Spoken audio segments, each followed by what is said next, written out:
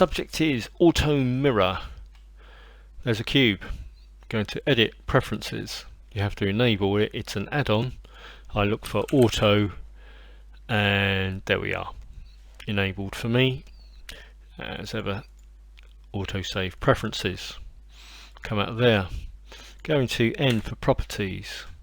Go to edit, auto mirror, and pick your object, tab, and then I'm going to auto mirror there, and then hit return.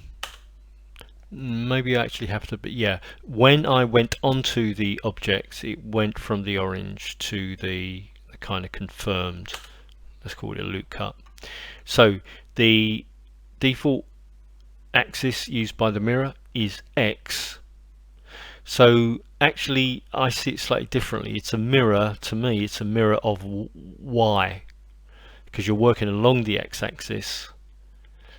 Well, I don't know. Okay, it's yeah, doesn't matter. So for instance here, let me do a 3, and I will pick this face, and I will do an inset, and I will drag it a little bit. We'll drag it a bit. I will do a control and bring it in a little if it will let me,